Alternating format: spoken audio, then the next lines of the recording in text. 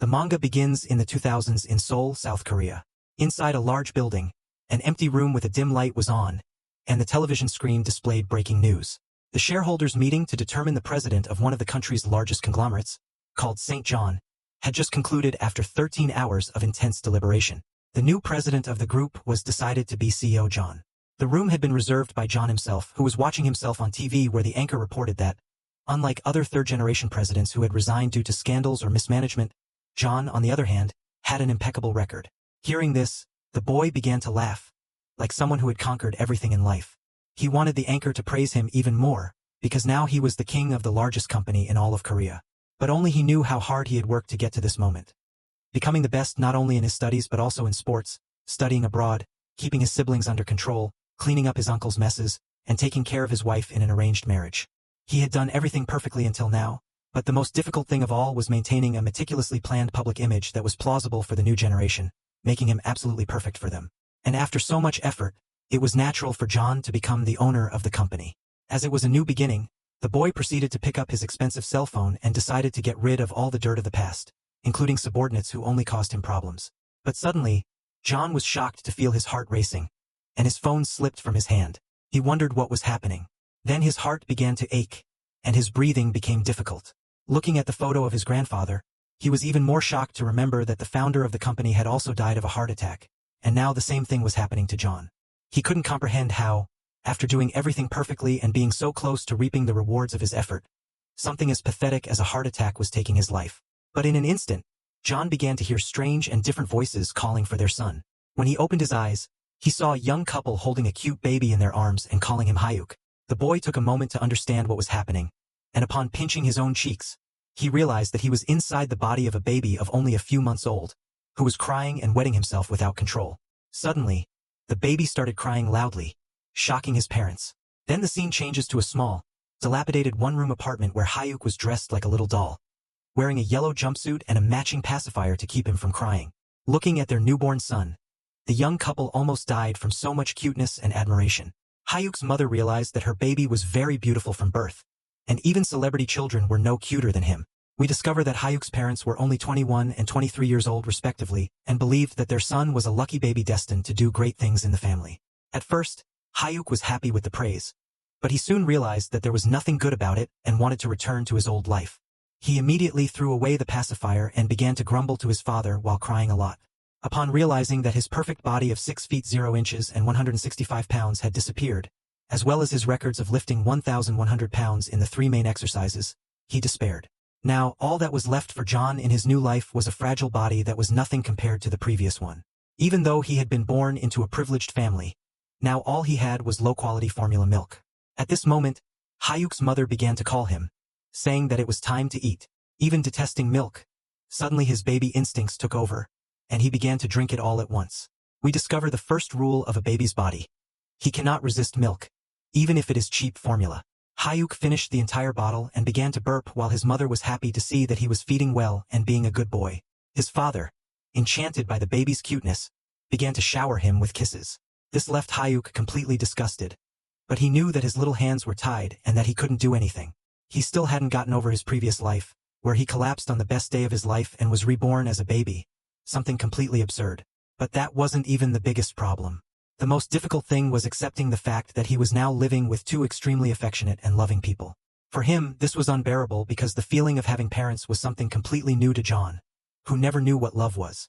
His biological parents always ran away from him, busy with business, throwing all the responsibilities onto little John, saying that as the older brother, he should at least take care of the younger ones.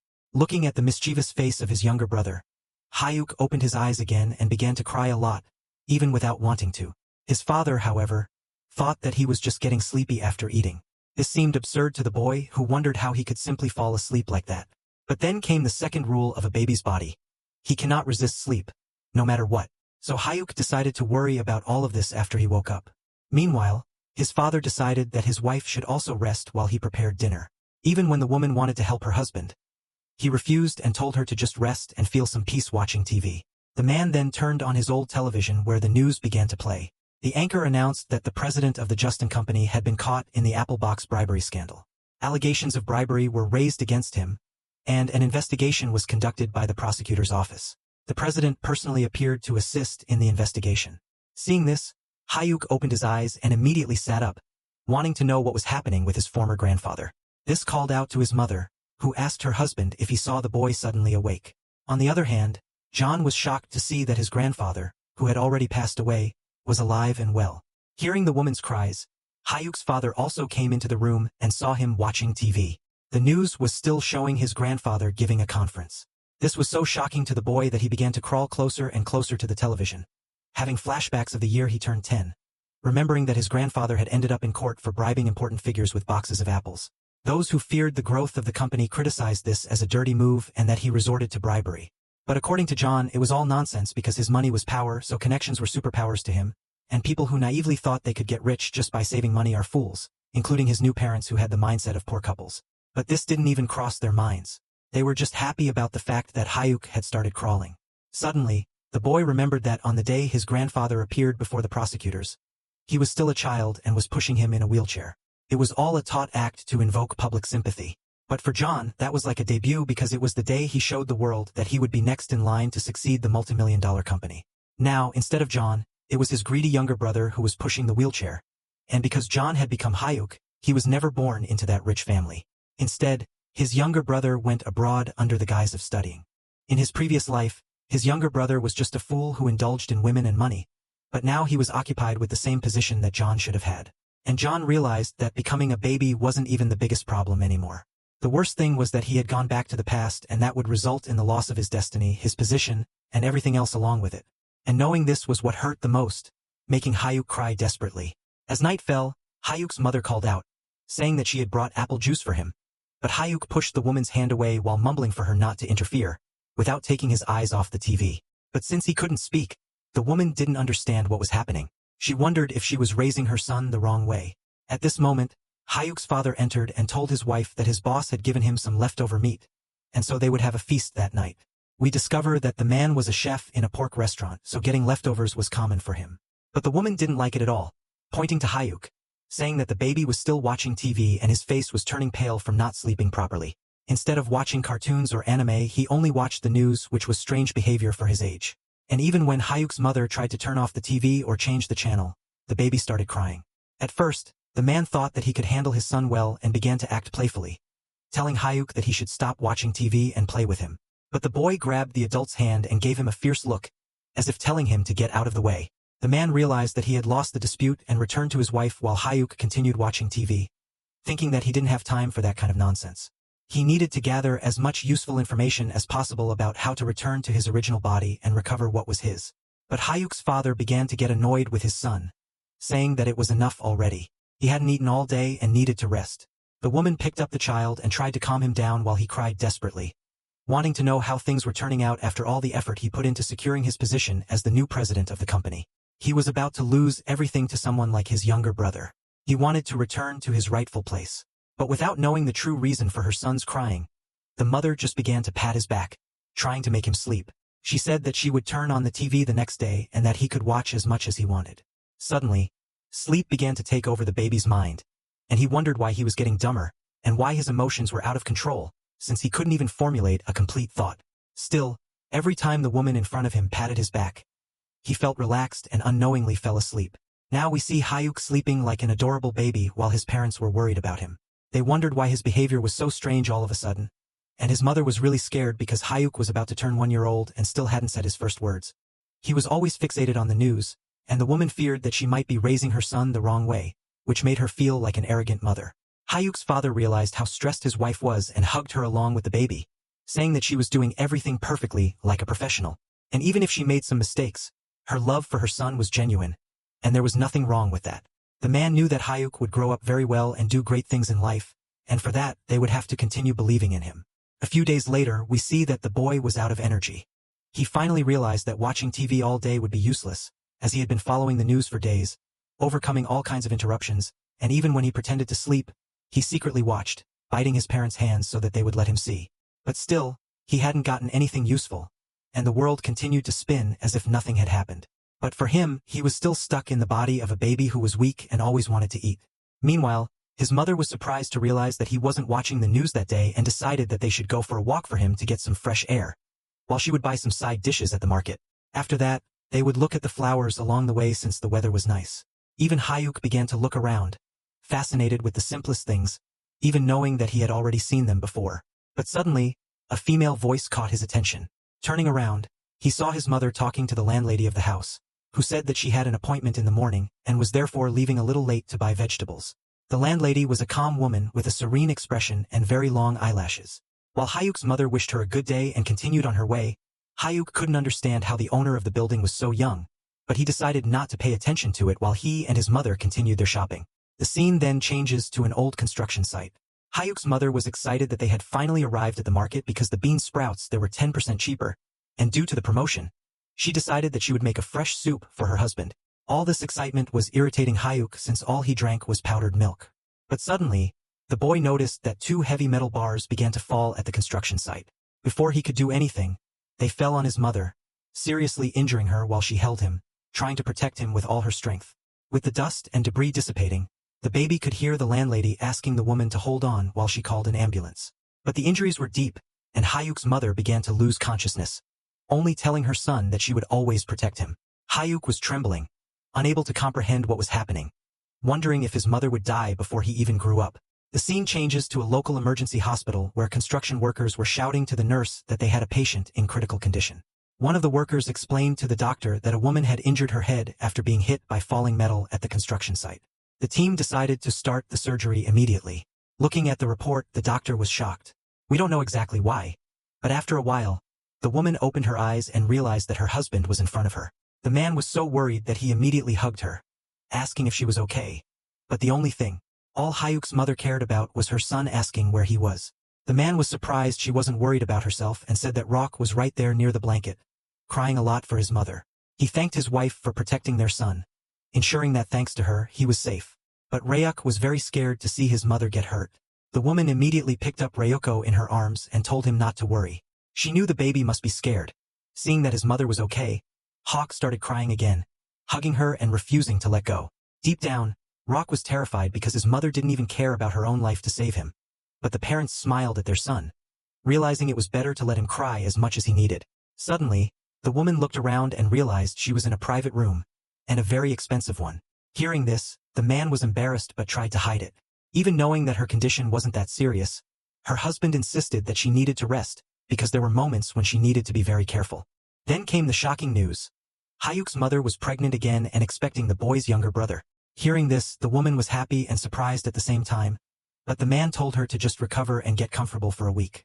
He approached his wife, kissed her forehead, and said goodbye, a sweet moment interrupted by a nurse who warned the man that visiting hours were almost over. Hyuki's father quickly moved away from his wife and told the nurse he would leave in a moment. He promised the woman he would return the next day and took his son away, even against the baby's will, who wanted to stay with his mother. The scene then changes to the father and son returning home. Even though there was a bus that passed near where they lived, the man didn't have money for the fare, so even with his shoes completely worn out, he decided to walk. Ruck realized that his new father didn't even have money to return home, and now he would still have a new child coming into this situation. But he was a father who worked hard every day to support his family and never hesitated to work overtime. Besides, now Ryuk had a mother who would risk her life for him without caring about herself. Realizing this, Ryuk did something unexpected and called the man father. Hearing his son's first words, the man was euphoric. Meanwhile, Ryuk decided that he would turn his attention to his new parents because they were his family now and everything that happened before would no longer affect him from now on. The scene advances to a week later where the whole family was celebrating the mock birthday because it's Hyuki's birthday. In addition to celebrating his mother's safe discharge from the hospital, we see that the boy, who was now 1 year old, was wearing an adorable kimono and posing as if he were some kind of emperor, making his parents embarrassed. Hyuk's mother praised him, telling her husband that they had really produced an adorable child, capable of rivaling even celebrity babies. He was so impeccable that he looked like a small jewel. But all these affectionate comments weren't working for Hyuk, who continued to be bombarded by the flashes of his parents' cameras. He started screaming with his baby voice, not believing that they were throwing a party because he knew his parents had struggled to pay the hospital bills, saved even on bus tickets, and still didn't have enough money, barely managing to make ends meet. And yet, they both decided to throw a first birthday party for a baby who wouldn't even remember it. Ok knew that if it were in his past life, he would definitely have scolded them for it, but now he really understood that this was the meaning that couldn't be measured by money because his new parents were showing love for him and this kind of love was worth even risking his life. Even without enough money, They were happy and doing everything for their son, which was something very touching for Hayuki. When his mother called him, he immediately prepared to take a picture together. During the last week while his mother was in the hospital, he made a decision to act and improve the lives of his new parents because realistically they wouldn't be able to get out of poverty easily. And just by observing Ryuki, he realized that they knew nothing about investments or planning for the future. They didn't even have extra savings and were just struggling to survive. In the future, Rock was sure that there was a big economic crisis happening because he himself came from the future, and if things managed to go as he remembered, this would be inevitable. So he needed to do something before that. But suddenly the doorbell rang and the baby was startled by the shrill noise. The woman wondered who it could be on the other side of the door. The same calm and feminine voice said it was their landlady, Chin. Hayuki's mother immediately opened the door and congratulated her on her discharge while Chin made her a proposal. If she had already thought about letting Hayuki become a child actor. The turning point of Hayuki that would finally arrive had come.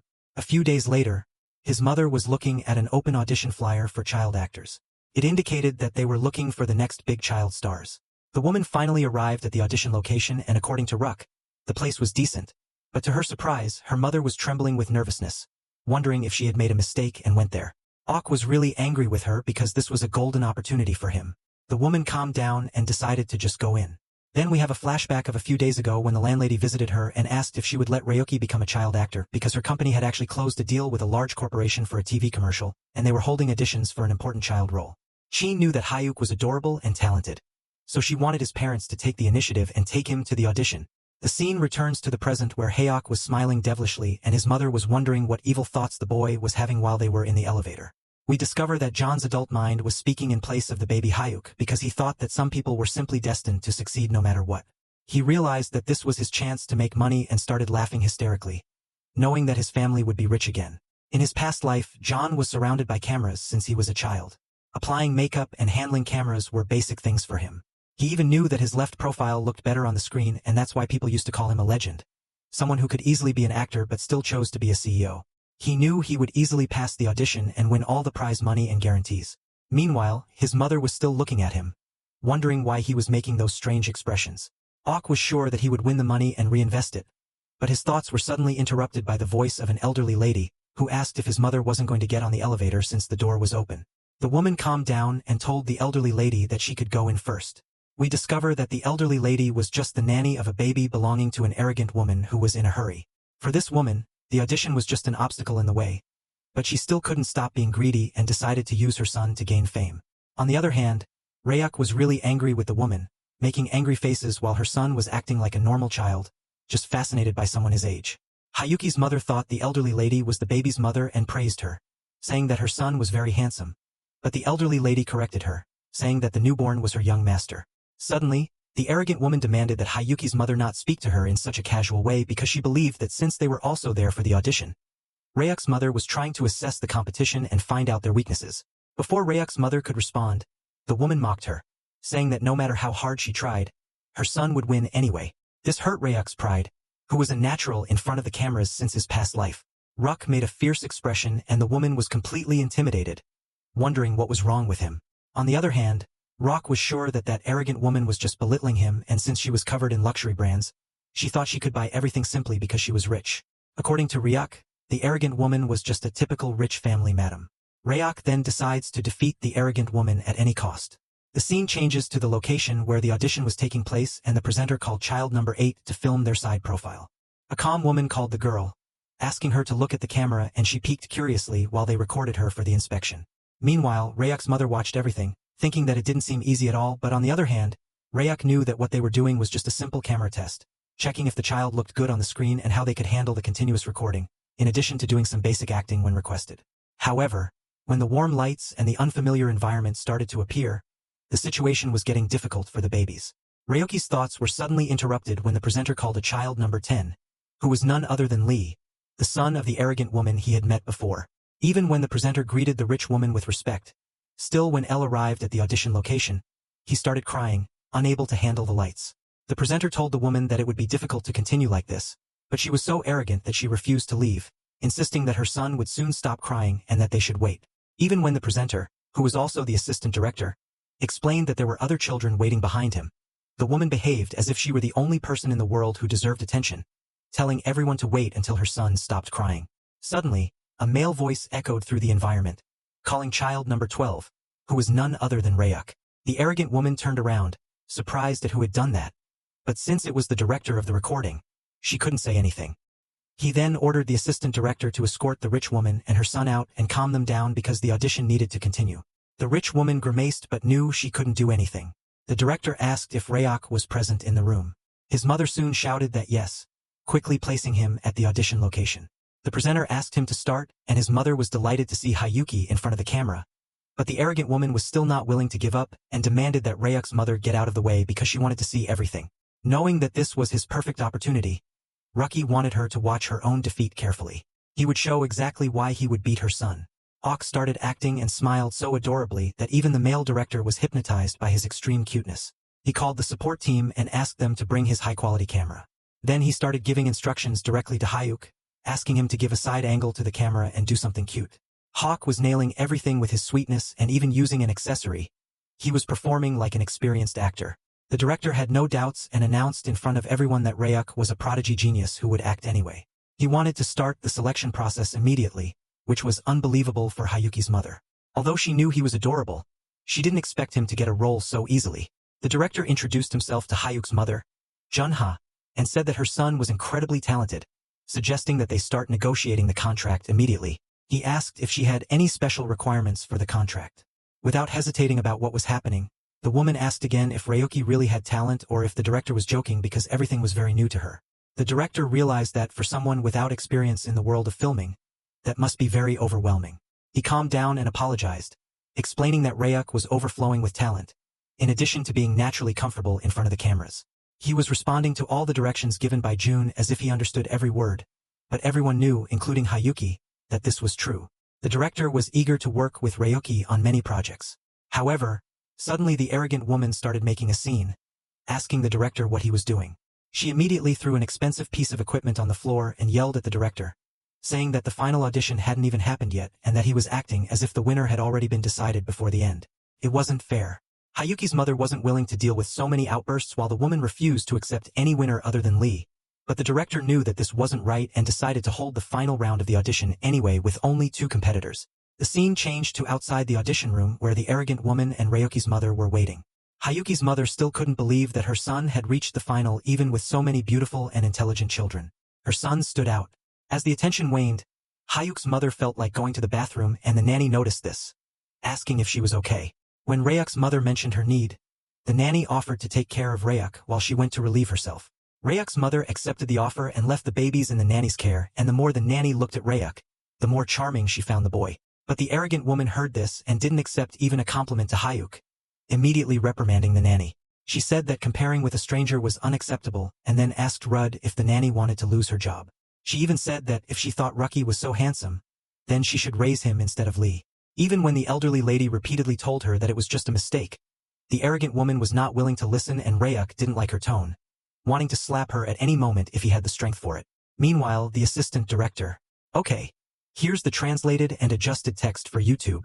So, she left the room, and this woman got even more furious. She started saying that since Hayuk's mom was there, she could speak freely, but Hayuk understood everything. He found out he was only brought in for fun, and it was unfair for him to compete against some random kid because her son was already guaranteed to win the commercial. Hayuk realized this was a classic case of corruption. The model had already been chosen, and the audition was just a scam to fool everyone else into thinking the process was fair. This rich woman wanted to give her son a huge debut, using the other kids as extras while deceiving their parents. It was all a rigged game from start to finish. As the woman openly talked about it, the assistant director tried to get her to stop, saying there would be trouble if the director found out. But she didn't care, saying the director didn't know who her family was, and that since everything was already decided by higher-ups, a simple director couldn't do anything. However, the assistant director knew the director had won many awards overseas and that even the higher-ups couldn't completely overrule him. To keep things running smoothly, they needed to hide this from him as much as possible. Suddenly, a question shocked Hayuk. The assistant director asked the arrogant woman if she had prepared anything for the final audition, and she responded that they had even hired a private tutor to train her son. This was the last straw for Hayuk. He was furious at the rich woman's audacity. The assistant director thought the kid in front of her son wouldn't stand a chance against him, who was trained, so they started a practice session, making her son repeat exactly the lines he would have to say in the audition. As the session continued, Hyuk started to smile mischievously because now he knew exactly what to say. The scene changed back to the audition room, where the director announced that the final audition was about to begin. The baby who could deliver the lines naturally and act accordingly would be the winner. Hyuk's mom was hopeful and confident in him. Hyuk just gave her a thumbs up, indicating she didn't need to worry. When filming started, the assistant director asked the babies to look in a specific direction because the ability to follow instructions would count towards the score. In moments like this, it was essential that he position himself well for the camera. Hyuk knew this and went straight to the camera and the director, while the other baby, not knowing what to do, ran towards his mom. The arrogant woman started yelling, telling him to go to the camera, but the child started crying because of his mother's rudeness. Seeing this, the director decided to set him aside and test Hyuk, ordering the assistant director to say the lines. The arrogant woman thought that, unlike her son who had trained the lines, the kid in front of her didn't know anything and wouldn't be able to win. But when they called Hyuk and asked him to say the word, APA, Dad, he said it clearly, leaving the director impressed. Once again, he repeated the word several times, and the director was satisfied, knowing he was right. But the arrogant woman still didn't want to give up. Even with her son crying, she insisted he try too. From the way she was holding her son, the director realized she didn't even know how to hold a baby correctly. Even so, he asked him to say APA. But the boy was crying so much that it was impossible to continue. For the woman, it was a crushing defeat, and she couldn't believe that even with all the training, this was the result. The director quickly realized something, and before the truth came out, the assistant director ended the audition, sending everyone home. Hyuk knew the victory was his, but on the day of the result announcement, both Hyuk and his mom turned pale when they saw that the winner of the final audition was none other than her son. Hyuk's mom realized something was wrong because Hyuk had clearly done better than the crying baby who only knew how to cry. He should have won, but the assistant director was already full of bribe money, so he was just trying to calm the woman without revealing the real reason. Suddenly, the arrogant woman approached Hyuk's mom and said that just being cute doesn't make someone a child actor, and trying to win just with cuteness was naive. She was satisfied to have tricked Hyuk's mom, thinking she had finally put a poor person in their place. But she wasn't done, saying that for a low-class boy, getting second place wasn't so bad. Hyuk's mom couldn't stand hearing this about her son and grabbed the arrogant woman's ears, yelling at her. But the other woman just took advantage of the moment, turning around and leaving for the recording. Hyuk's mom couldn't understand how a woman could say such horrible things about another mother's child in front of her. But Hyuk wasn't shaken at all. He held his mom's shirt, trying to tell her to calm down because everything was going exactly as he planned. If his calculations were correct, something big was about to happen. A wide smile appeared on Hyuk's face when he heard several footsteps approaching and a familiar male voice that stopped his mom from leaving. It was the director who wanted to have a conversation with the arrogant woman. In a flashback, it was revealed that upon realizing her son was already decided as the winner, Hyuk quickly changed his strategy. After all, this type of corruption was something he had seen once or twice in his past life. He knew there was no way to beat money when it came to getting positions and that there was no need to get involved in a fight they couldn't win.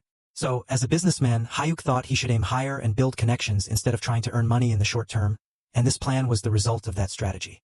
As the director started to huff and stopped Hyuk's mom from leaving to talk to her, the man was shocked to discover that the audition had been manipulated by the higher-ups and started to stroke the baby's head, saying that he made him witness something unpleasant, even if unintentionally. But Hyuk was already tired of the small talk and wanted the director to get straight to the point. Finally, the director offered Hyuk the chance to attend the commercial recording within a week, and that was exactly what the baby was waiting for because he didn't just want a commercial modeling job once, but a continuous stream of income. We see a flowchart inside the baby's mind starting with captivating the director and then getting constant jobs as a tiny actor until becoming a child star, which would also result in wealth for him. Most importantly of all was to ensure a stable and reliable source of income. Even though the arrogant woman managed to secure the commercial anyway, Hyuk was the one who won over the director and in the end, would earn much more money from constant jobs. With this money, Hyuk decided to feed his home and his family. And before we continue with the story, I want to know who's watching until here. If you're one of those people, leave a comment saying the word star. Let's see who the loyal subscribers are here on the channel. And also, take the opportunity to leave a like and hype the video. Okay? So, let's continue. We return to the present where Hyuk's mom wanted to know why he needed to attend the commercial recording if he wasn't the winner. The director explained that they always prepared 1 or 2 reserve models for baby commercials, because they are very temperamental and may not act when they don't want to. And to be honest, the director wasn't very confident in the winner because all the boy did was cry repeatedly. Suddenly, the director bowed before the woman, begging her to help him just this once so that he wouldn't lose the project. But the mom was only worried about her son, wondering if that would be good for him. But Hyuk only thought about money and would do anything for it. He started to show a positive sign with his thumb while imagining several bills of money in his eyes. The director started to laugh again, really thinking that Hyuk in a way was able to understand everything. If all the child actors were like Hyuk, his job would be much easier.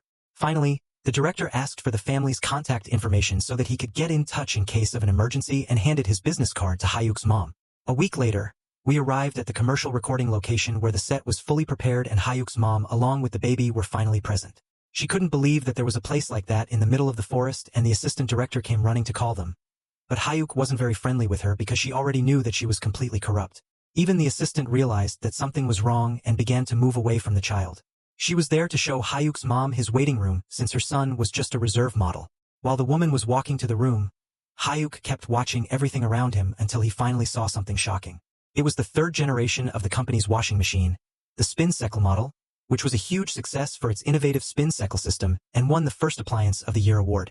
Thanks to this, the price of the electronics company's shares rose and John's grandfather was very happy. And counting all the points, Hyuk finally realized that the commercial was precisely for this machine. But suddenly, his thoughts were completely interrupted by the arrogant woman's furious screams, who wanted to know why that poor brat was there.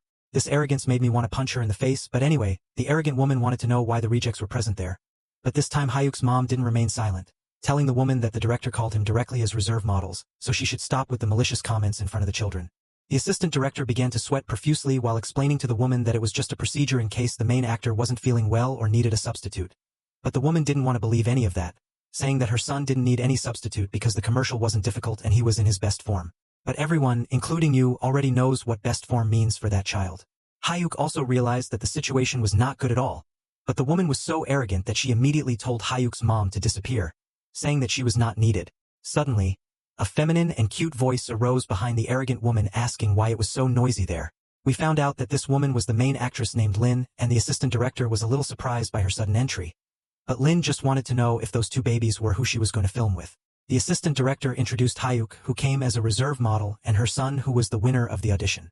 Lin wanted to make friends with the cute babies, so she tried to pick up her son, but he immediately rejected and started crying, which really irritated the actress, who left saying that it wasn't good that the winner wasn't interested in her. Now it was our boy Hyuk's turn, and Lin was delighted with the boy's charm, who was constantly smiling and waving at her.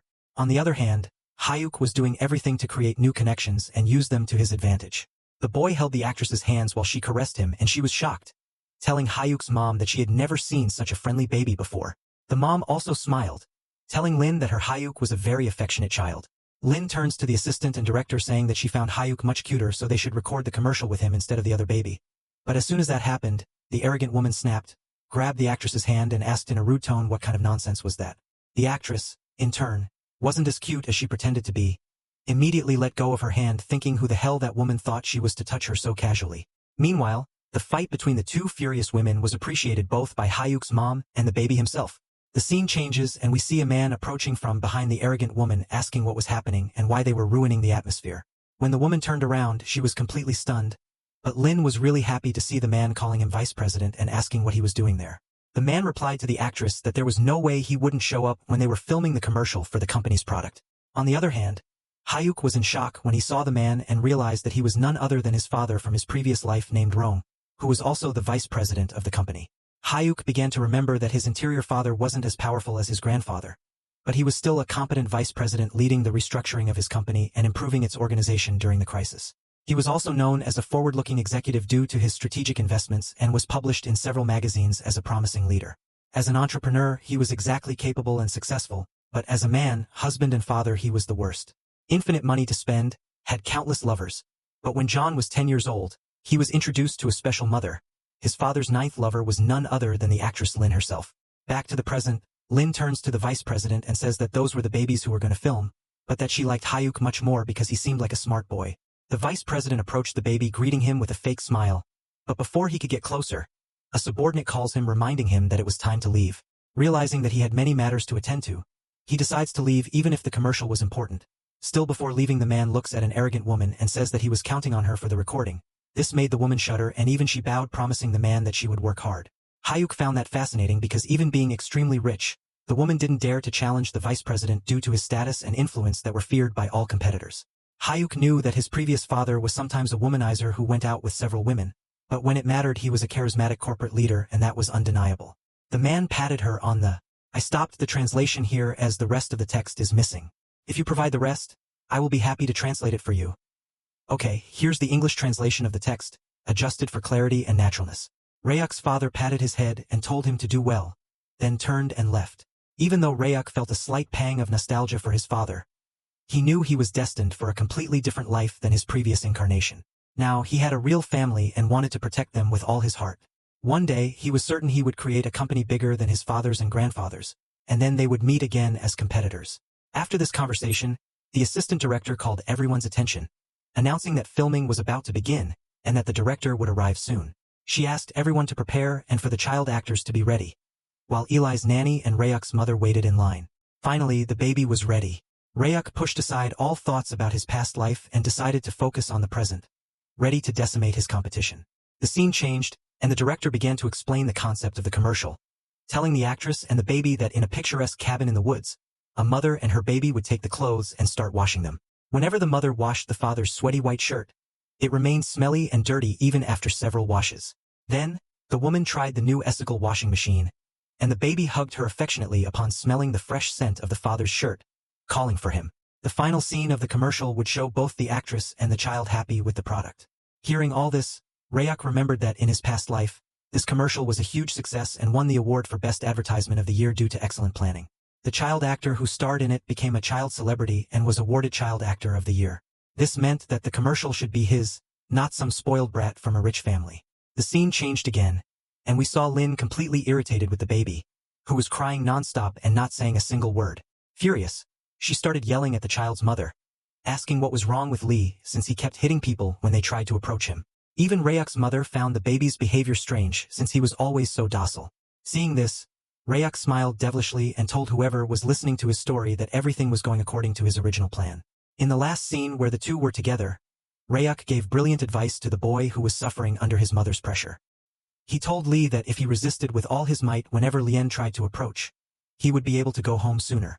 At first, even Rayak found it difficult to believe that he could communicate with the baby so easily, but then he thought that maybe it was because he was also a baby and somehow managed to communicate with the other. After the tantrum started to get out of control, the director immediately announced that they would film with the backup actor. But this was not acceptable to the rich woman, who kept insisting that her son had won the audition. The director was starting to get really annoyed, saying that they had already been stuck in the situation for an hour and that the child wasn't listening to them at all, in addition to hitting the actress in the face, which was also bothering her. If the woman got hurt in any way, they would have to postpone the commercial recording, something they didn't want and couldn't allow. Hearing this, she started playing the rich girl card, taking out her big, old-fashioned cell phone and starting to call someone influential. She told the director that the president of the company adored her grandson and would do anything for him. She started yelling that she would call all the superiors and have everyone replaced, guaranteeing that they would never be able to work in the future. The woman's temper was really getting out of control, and she was probably already irritating everyone. But now came an extremely satisfying scene that would cleanse your soul. Lin approached the furious woman and slapped her several times, showing her where she belonged. The director, along with Rayak and his mother, were shocked by this sudden development while looking at the arrogant woman with a serious look.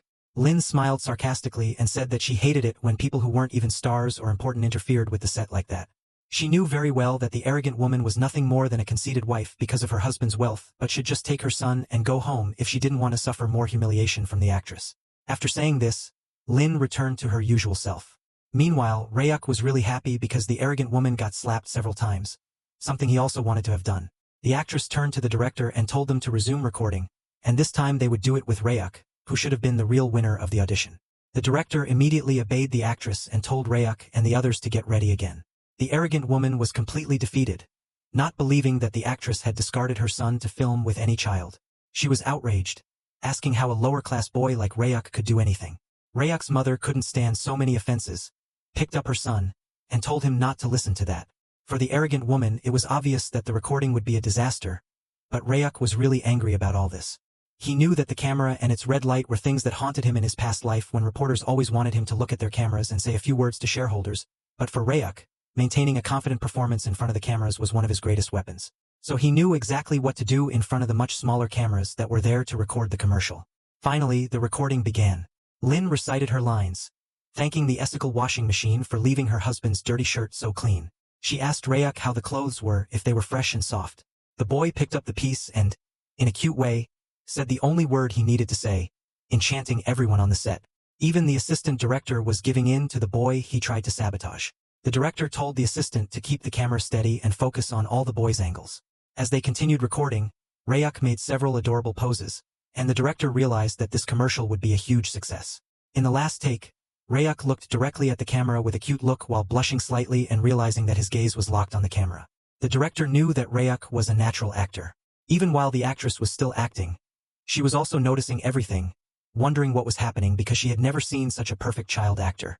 She was momentarily lost on the set, and the assistant director called her attention, telling her to say her next lines. She immediately realized that she was still in the commercial and looked back at Ryuk with a smile, then told the camera that even her baby loved fresh, clean clothes.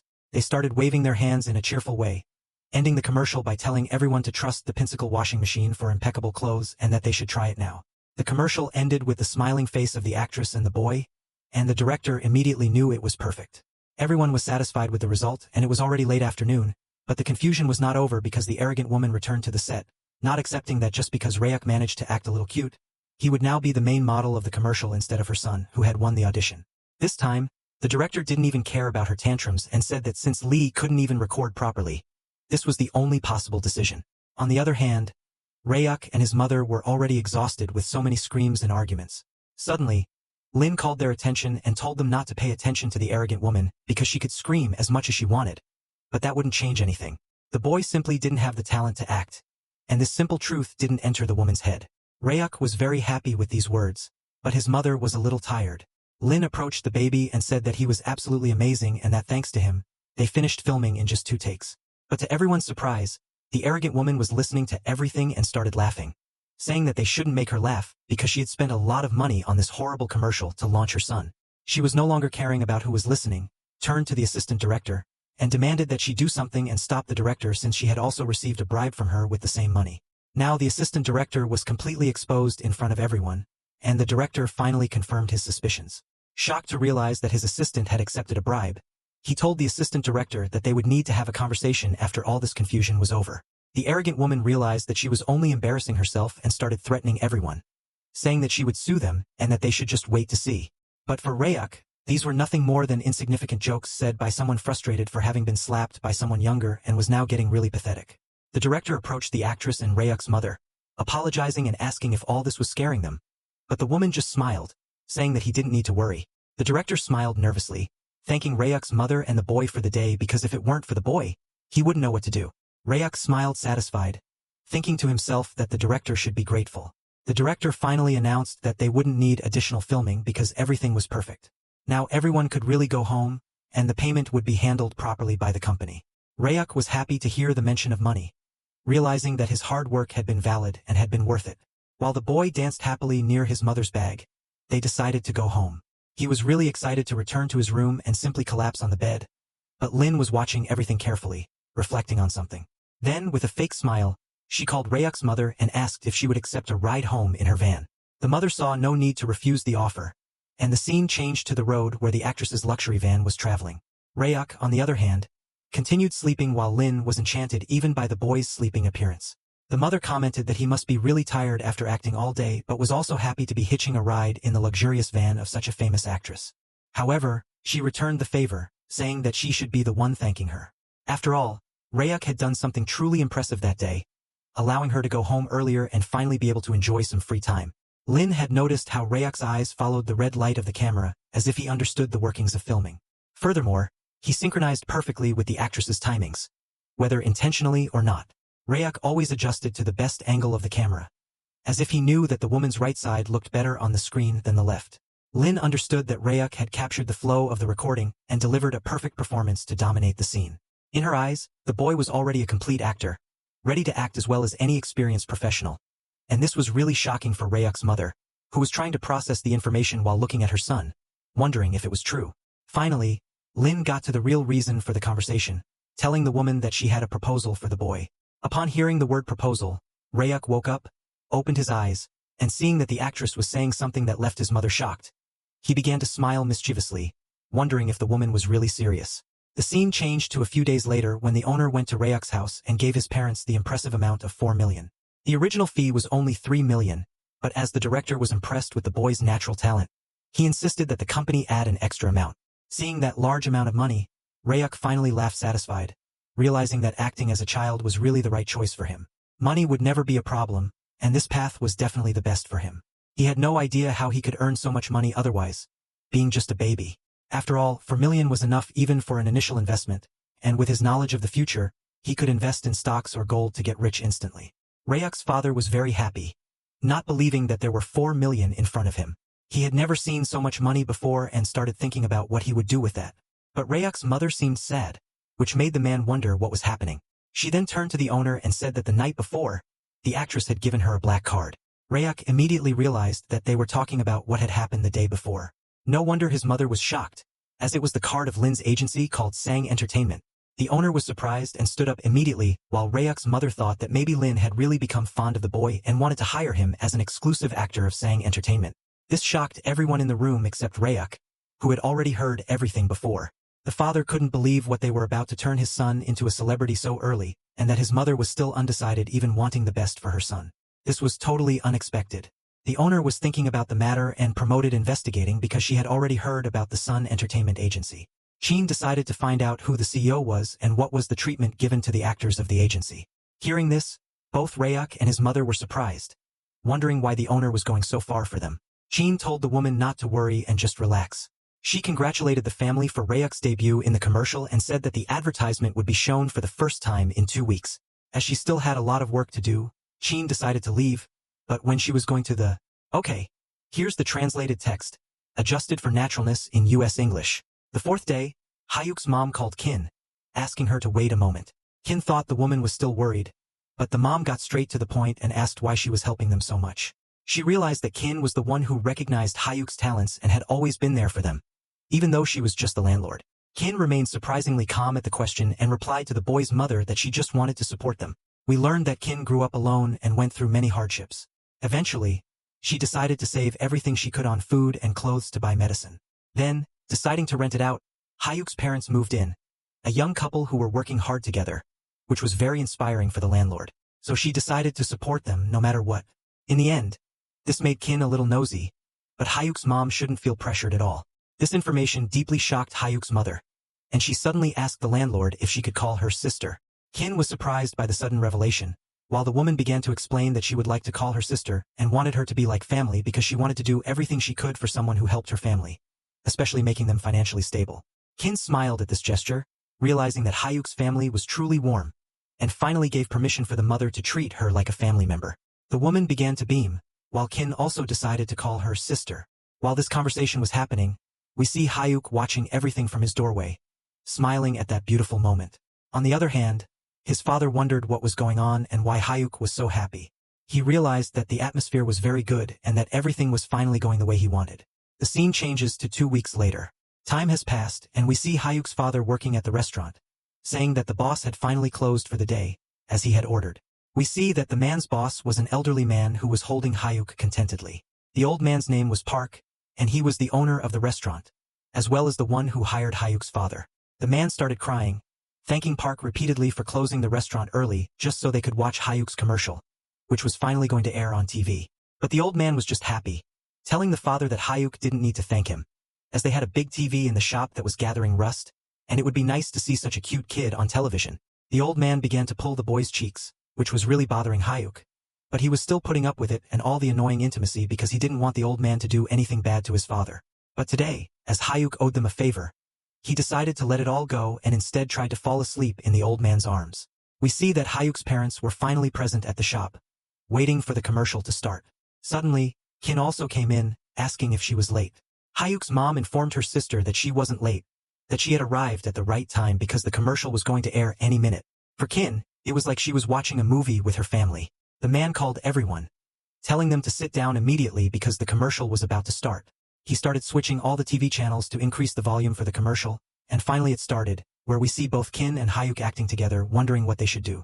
Both ladies were delighted to see the super cute boy, and Hyuk knew that his acting was flawless as they continued to promote the new washing machine with a spin cycle that cleaned the shirt without leaving stains.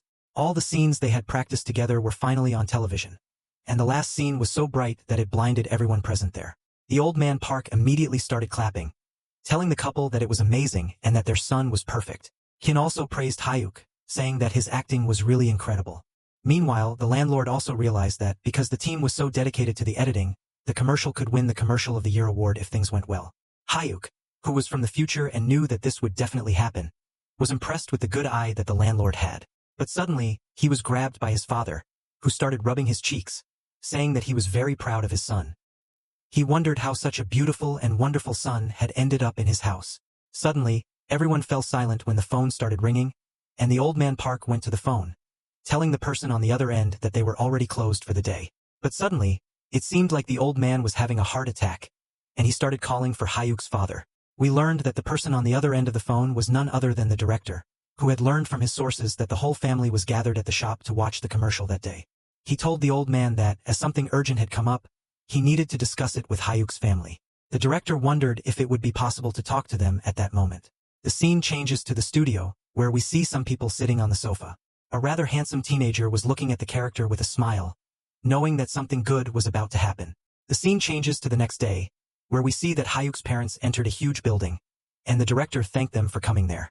As Hyuk's father shook the director's hand, thanking him for the invitation to the studio, the director laughed as he looked at the child actor, asking him if he was doing well.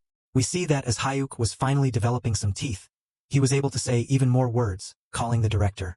The man was shocked, realizing that Hyuk was finally talking even more than before, and the mother calmly told the man that Hyuk was the right age to start speaking a little more fluently. She explained that he babbled all day and was trying to say many strange things to his parents, and the happy director imagined that they could finally start talking about longer things with him. Hyuk wanted this from the beginning, knowing that if he had longer lines and spoke fluently, he would earn even more. Hyuk laughed maniacally in his mind, thinking that he would soon recite any line like a professional. The director realized that Hyuk's development was impressive and asked the parents to sit down. They started talking, and the director explained that he wanted to discuss the production of a show with Hyuk as the main star. The show was called Just Baby, and it would be a variety show about infant care where the famous 5-member idol group would live together with Hyuk, and the idol group would join them. Before the director could finish his sentence, the parents were shocked by the group's revelation, while a blonde boy introduced himself as the leader of the group, called Jong. Hyuk's mother started to glow when looking at the idol, as he told the three that he was looking forward to working with them all. Jong finally took off his mask and radiated a positive energy around him like a hypnotizing aura, causing Hyuk's mother to fall madly in love with him, as she was a big fan of the Justin group. On the other hand, the father couldn't understand what was happening to her, but Jong immediately realized that the lady was familiar with the group. Her eyes were shining as she told Jong that she had seen them several times on television, and that they really did a great job. This praise made Jong glow, and he told the lady that he still had a long way to go in many respects, but that they were still working hard to become the #1 idol group in the country, and that's why they wanted her to continue supporting them. Hyuk's mother told Jong that, as he sang and danced flawlessly, he would certainly be successful in the idol scene with his team. But something unexpected was happening on the other side of the room when Hyuk was shocked to realize that his father was jealous of the fact that his wife was interested in other men besides him. Hyuk knew that jealousy was really done sometimes and was something ugly, and wanted his father to get out of it. But the director continued, saying that once filming started, the parents would also meet the rest of the members. Upon hearing this, the lady became even more excited, wondering when this moment would be. But suddenly, she realized that she wasn't in the office just for herself, but also for her son, wondering if doing this show wasn't putting too much pressure on him.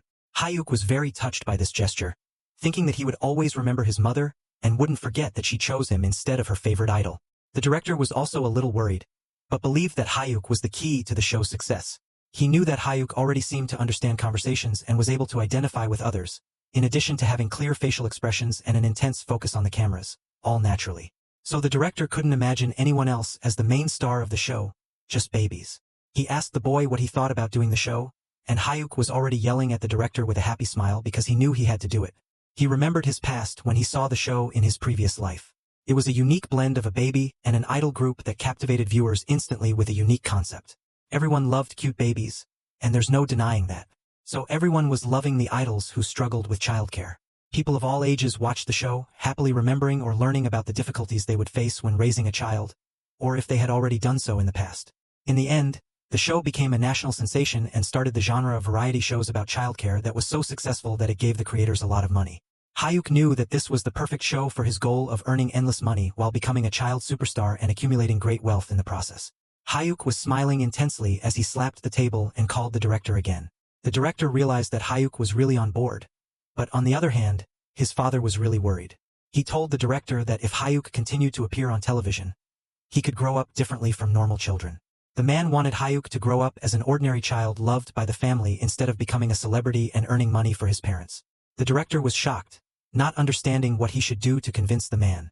But suddenly, it was Jong who started talking, telling the man that he understood why he was feeling that way. We learned that Jong, who was also a child actor, knew that being on television inevitably meant growing up under the watchful eyes of the public.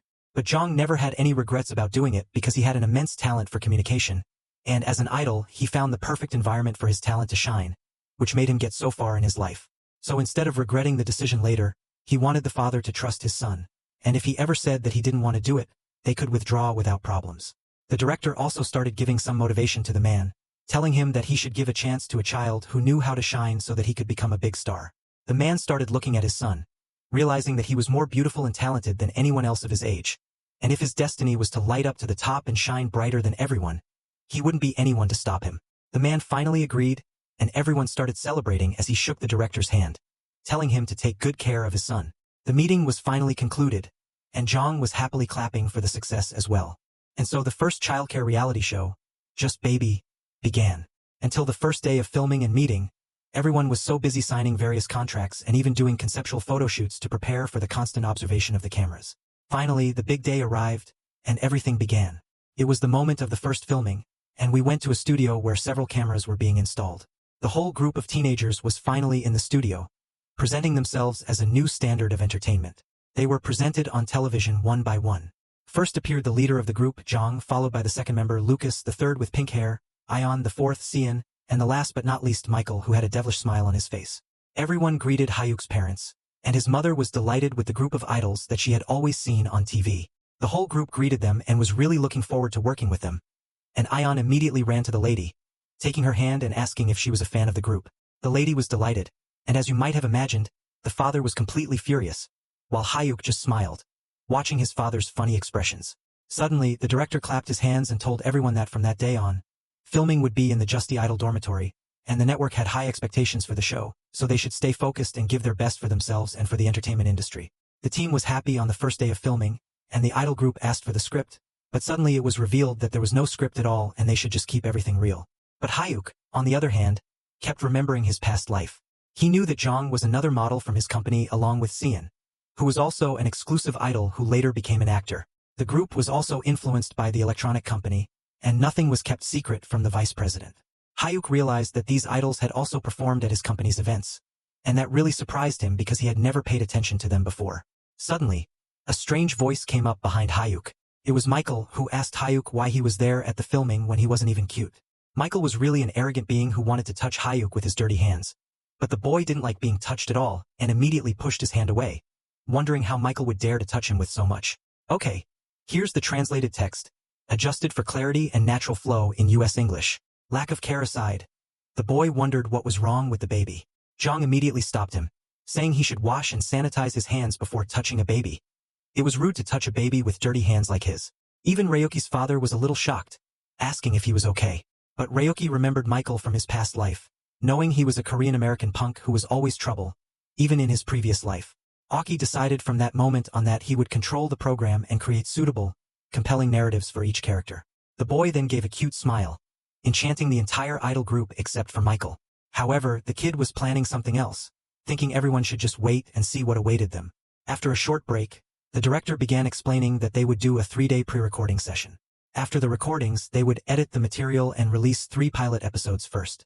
Depending on the audience's reaction, they would proceed with a full series. During the day, the director decided to proceed with regular filming. At night, the crew would go out and use observation cameras, while Hyuki's parents would stay in the nearby hotel for convenience, so they could be contacted easily if any problems arose.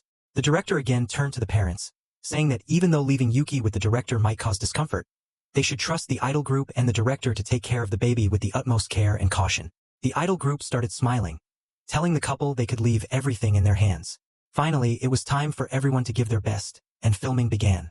The assistant director was present on the scene, saying they would start with the opening scene and narration. Even though the official narration would be recorded later by a professional voice actor, it was still important for the idol group to have a premise. We also learned that in the heart of the city, 5 young men live in a semi-basement they call Just, and the show would give viewers a glimpse into their vibrant daily lives as they struggled to become the ultimate idols. But one day, out of nowhere, a baby appears, and now the group doesn't even know how to handle the situation. As the premise played out, the entire idol group fell silent, unsure what to do to keep the recording going. The assistant director stopped the camera, telling the idols to do something or react to something so they could film the opening scene. But they were waiting for the child to do something that would make them react so it wouldn't seem strange. Ryuki realized that the idols were just rookies, completely lost about what to do with the child. So he decided to show some mercy and take the lead, leading the idols into an unknown world of baby care. Suddenly, he started crying a lot, and all the idols wondered what to do. Yong decided to calm things down and picked up the boy the only way he knew how.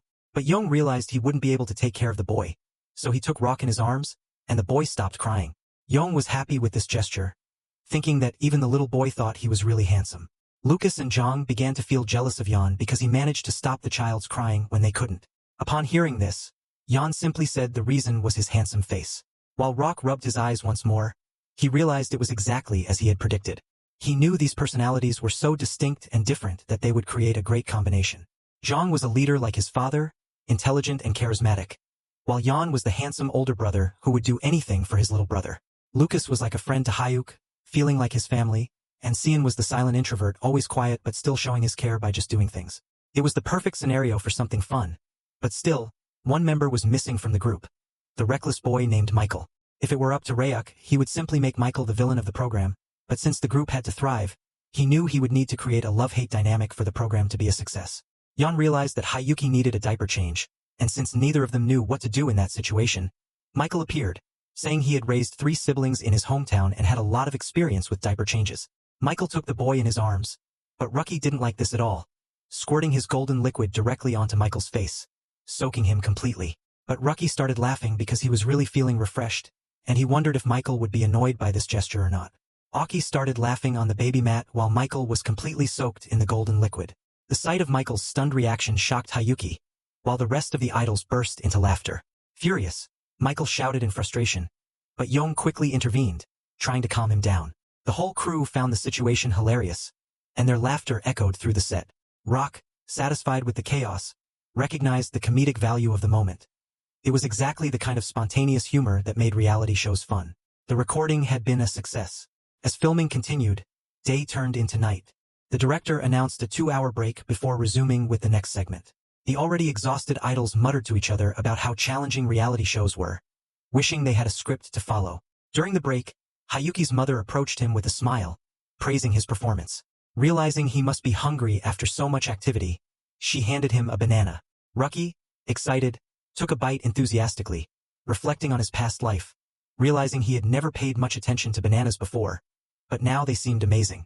Meanwhile, Ong approached Hyuk's father, suggesting he could talk to him in the most casual way. Then, he admitted that being around Hyuk had a strange effect. Whenever Ryuk was around, he naturally found himself immersed in the moment. Despite the lack of a script, everything seemed to flow perfectly, as if Hyuk instinctively understood each person's role and followed along accordingly. Hyuk's father dismissed this as mere coincidence, but Yong wasn't convinced. Even as a baby, Aki shone brighter than he expected.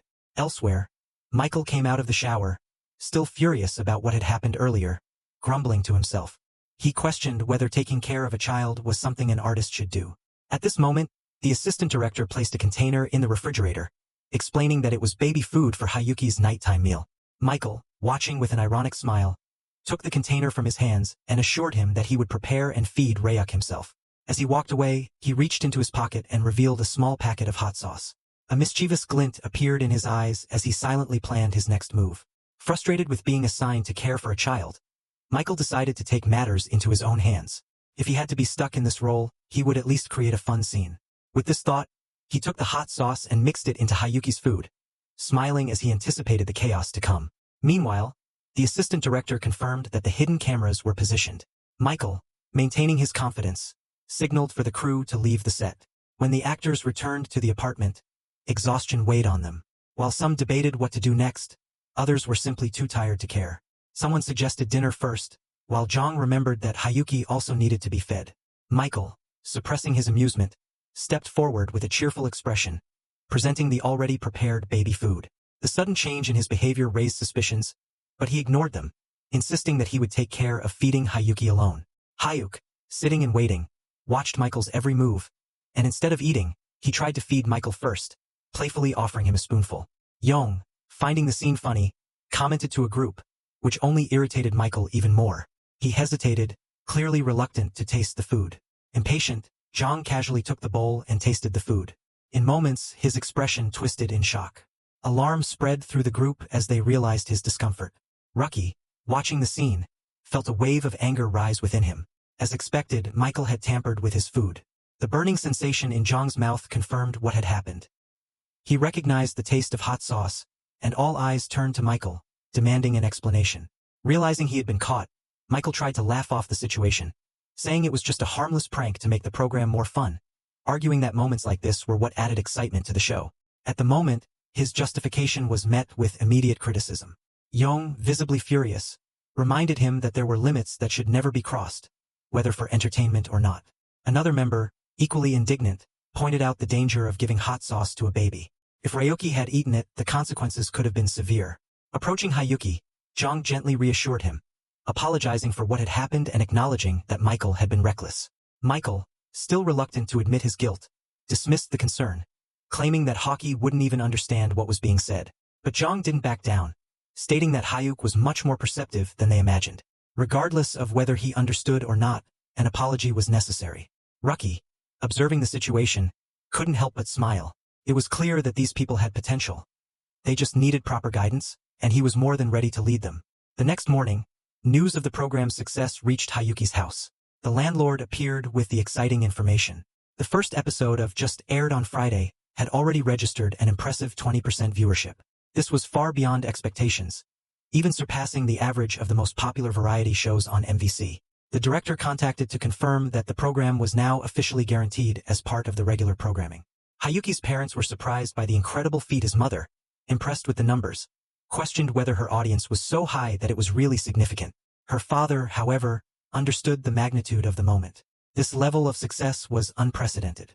The landlord, sharing the excitement, congratulated Hayuki personally. Hayuki, in turn, felt a profound satisfaction. As the mastermind behind it all, this result was only natural. However, he knew he couldn't become complacent. His goals were much greater: wealth, power, and ultimately a position among the elite. His ambitions went far beyond just being a successful child star.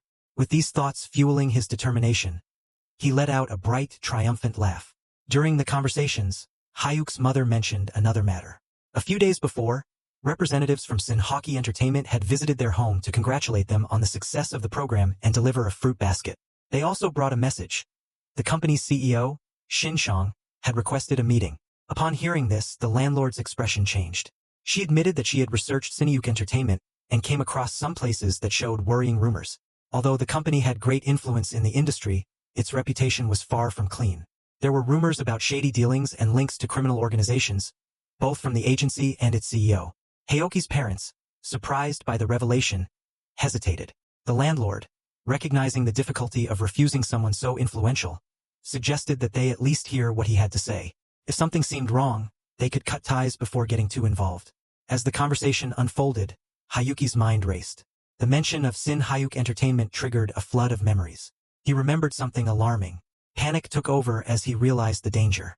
Sim Song was not someone to get involved with, let alone sign a contract with. It was a trap. Hayuki's parents arrived at Shernong's luxurious office, who greeted them with a warm smile. He invited them to sit down, encouraging them to feel at ease. But despite his welcoming demeanor, there was a weight in the air, an unspoken tension that Ryuk could feel from a distance. The landlord, maintaining a cautious approach, questioned the reason for the meeting. Without hesitation, Shernong revealed his intentions. He had a proposal for Hayuki, an exclusive contract that would guarantee his future in the entertainment industry. Hey, observing in silence, felt discomfort grow. There was something unsettling in the way Shernong spoke, as if he already knew a lot about him. The landlord asked for more details, curious about this great opportunity. Shernong wasted no time and presented the conditions. A 10-year exclusive contract with Synthwave Entertainment, the largest agency in Korea. He emphasized the company's prestige, even citing that great actors like Jong Dong and Gun were on his roster. To make the offer more attractive, he further stated that the terms had been adjusted specifically to benefit Hayuk. As the landlord analyzed the contract, her expression changed. Something was wrong. Shin Sang noticed her hesitation. He further explained the terms. a 10-year commitment and a 70-30 profit split favoring the agency. Upon hearing this, Rock immediately became alert. To him, this was pure exploitation. The contract had been structured to trap a rising star, draining every penny of profit before discarding them when they were no longer useful. It was a parasitic contract that had already destroyed many careers in the past. Shinong apparently hadn't changed anything. Memories of Hayuki's past life came to the surface. He remembered how Shin Sang maintained close ties with his father's corporation, the Shaun Group, through the actress' son. His father funneled lucrative advertising contracts to Shinyuk Entertainment. In exchange, Shinong remained loyal, sending his celebrities to all Sanin events. However, his empire collapsed when he was exposed for blackmailing and assaulting his own talents. The scandals involved his abusive contracts and unethical practices leading to the text is your downfall. Oblivious to Hayuki's thoughts, Shinong continued his speech, saying that Hayuk was a unique talent who, with the right guidance, could become a legendary actor. But inside, his motives were quite different. He viewed child actors as temporary investments whose success would disappear with age. His strategy was simple. Lock them into long contracts while they were still relevant, extract as much profit as possible, and discard them when they lost their appeal. Without influential support, Aok was the perfect target. Before Shin Shong could insist further, the landlady immediately rejected the proposal. Rokik, watching closely, felt a great relief. Shinong, maintaining his controlled smile, asked the reason for the refusal. The landlady was direct.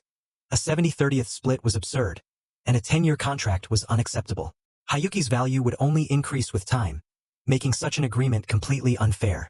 Hearing the response, Shinong's posture subtly changed. He acknowledged her confirmation but disdained the concerns.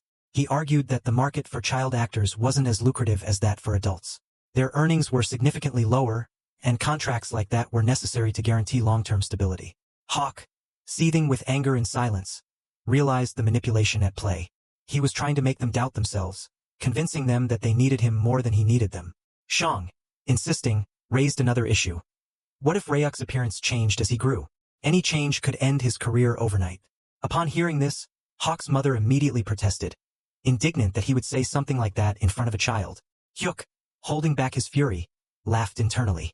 It was ironic that a man who looked like a bloated toad had the audacity to question his appearance. If anything, he would only become more refined and successful with time. The landlady, already out of patience, stood up. For her, Shinong had no vision to recognize a true talent. It wasn't worth wasting any more time. As they prepared to leave, Shinong, with a treacherous smile, made a comment with a condescending tone. He questioned why a stranger was making decisions on behalf of Ryuki. It wasn't her business to interfere. Hayuk's mother passively responded with firmness. She was Hayuki's manager. The landlady supported her without hesitation, reaffirming her role. With her experience in advertising, she understood the industry well enough to recognize an unfair contract when she saw one. Without saying anything more, she led the group out. Shinong, now visibly irritated, issued a warning. Ignoring him would come at a price.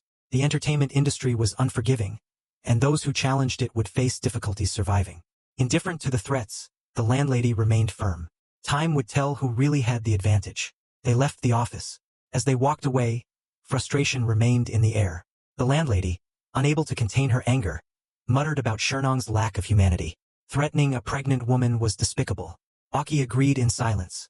That man was nothing but trash. Concerned, the landlady turned to Hayuki's mother to see if she was okay. However, Hayuki's mother was more worried about the landlady's well-being. Dealing with someone like Shin Sang wasn't easy. The landlady, minimizing the situation, assured her that men like him were common in the industry. There was no reason to sign a contract with a company like that. They would simply take the bus and move on. Before they could continue, Hei's mother suddenly expressed a thought. She looked at the landlady and asked if she would consider becoming Hayuki's manager. The unexpected proposal left the landlady momentarily speechless. Ak in turn pondered the idea. In business, talent was common but trust was rare. The landlady had proven to be capable, experienced, and, most importantly, trustworthy. Having someone like her as a manager would be invaluable. The landlady hesitated, admitting that she wasn't an expert in the entertainment industry. Before she could say more, Ryuk, with a bright smile, held her hand, silently encouraging her to accept. Seeing this, Ryuk's mother reinforced the request. Neither she nor her husband had experience in this medium. They needed someone they could trust to protect Hyuk's future. Moved by their words, the landlady took a deep breath. She had never considered this possibility before, but at that moment, a new sense of purpose arose. With renewed determination, she agreed. From that day on, She would do her best to perform well as Hyuk's manager. Hyuk's mother embraced her in gratitude, sealing the decision. Elsewhere, Shernong's frustration grew. A subordinate approached him with new information. The woman who had interfered, Kim Yong, worked for an advertising company. Furthermore, she was the owner of the house where Haeok's family rented a room. Processing this information, Shernong smiled slyly. If they refused to play by his rules, they would learn the hard way how ruthless the industry could be. As the day progressed, tensions between Michael and Hyuki resurfaced. Frustrated, Michael questioned why all the bananas were being given to Hawk, expressing his own desire for them. Hawk, equally irritated, refused to share, eating even more just to provoke him. The childish rivalry between the two amused the rest of the group, who couldn't contain their laughter at the silly squabbles. However, Yong, already exasperated by their behavior, finally ordered them to stop. The morning's recordings transpired without problems, and at the end, the director praised everyone's work, announcing a short break. Hyuk's parents were present on set, observing the process. Noticing Hyuk's mother, the director approached her, recognizing how tiring it was to wait during filming.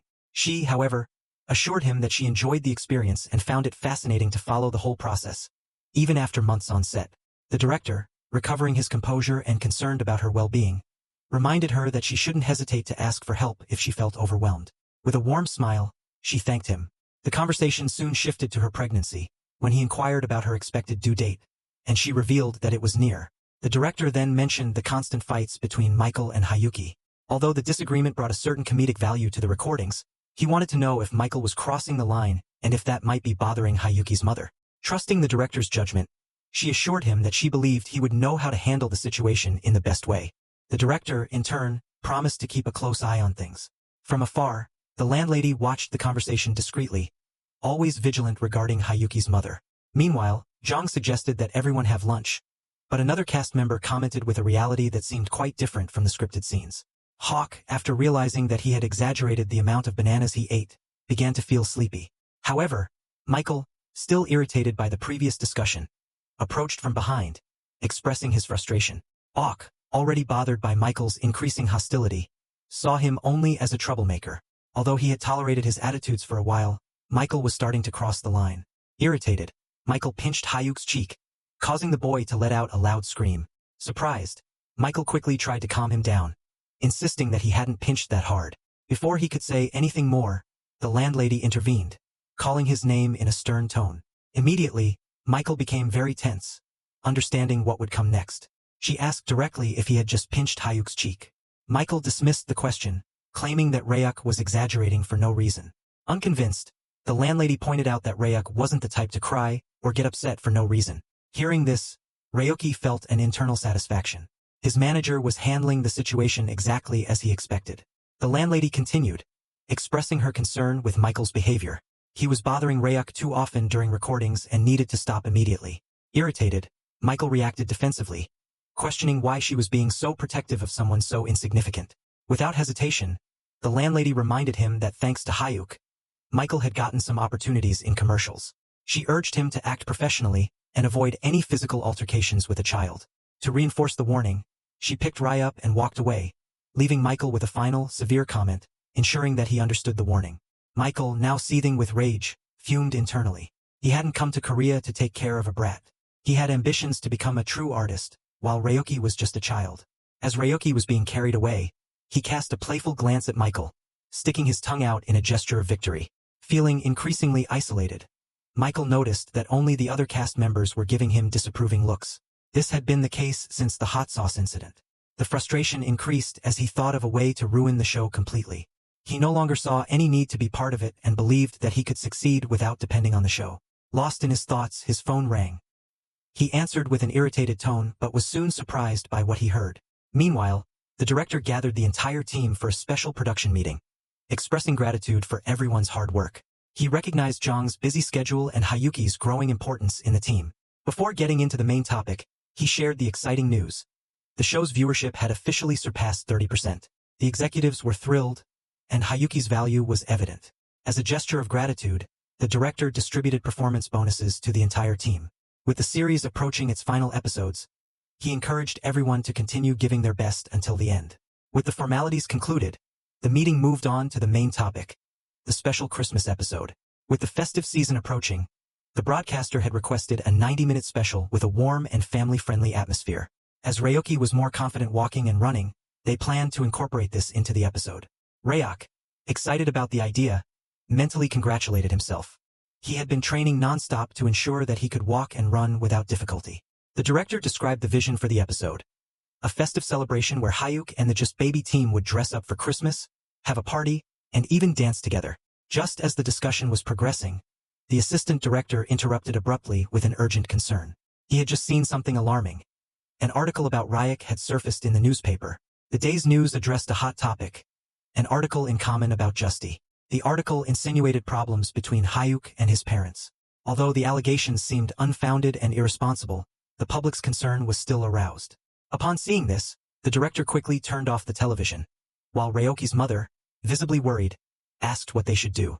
With a reassuring smile, the director dismissed the article as mere gossip, an attempt to harm a successful show. He explained that this type of rumor was common in the television industry. Determined to get to the root of the problem, the landlady declared that she would investigate the reason for the publication of this article. Suddenly, Yuki burst into a loud cry, protesting furiously against the false allegations. His outburst surprised his mother, who turned to him shocked. Standing up, Ryuk tried to communicate with the director, gesturing for him to remain calm. However, his father immediately held him back, scolding him for his disrespectful behavior. Ryuk, reflecting, realized that public perception was ultimately a power struggle. Understanding the true motives behind the article was crucial to winning this battle. They needed to act quickly and outmaneuver their opponents. Given that the director had extensive connections in the industry, it was clear that he needed to handle the situation. After a moment of silence, the director agreed, recognizing that as the problem was linked to the broadcaster, he and the network would handle the case appropriately. For now, however, he advised Hayuki's family to stay at home as much as possible. With journalists possibly lurking, it would be best if they avoided visiting the film set. Although Hayuki's parents seemed uncomfortable with this, the landlady intervened, offering to take Hayuki with her. The director, trusting her judgment, thanked her and counted on her to handle the situation. She assured him that he could leave it in her hands, mentioning that there was something important they needed to discuss. With that, the director promised to resolve the problem as quickly as possible and asked that no one worry. Everything would pass soon. Upon leaving, the assistant director approached, asking about the conclusion of the meeting. Instead of responding directly, the director revealed that he had discovered through a reliable source that Hayok's parents were interfering in every aspect of the show's recordings, attending daily and meddling in decisions. Hearing this, the assistant director was surprised. The director, narrowing his eyes, suspected an informant within the team and asked directly if it was him. Caught off guard, the assistant quickly denied any involvement, reminding the director that he had almost been admitted before and had long since stayed away from these issues. Still suspicious, the director wondered who else could be involved. With Christmas approaching, the city was filled with the festive spirit. A group of volunteers called out to passers-by, encouraging them to help the less fortunate and celebrate together. A cheerful voice commented on the beauty of a snowy Christmas Eve. In the midst of the bustling crowd, Hayuk's mother walked cautiously through the streets, pushing a stroller. One wearing a face mask and sunglasses was trying to disguise himself. Noticing her strange appearance, a nearby man whispered to his companion, questioning the reason for the sunglasses at night. The woman, assuming it was just protection from the cold, ignored the comment. Inside the stroller, Haku began to stir. His mother, whispering softly, asked him to be quiet. She didn't.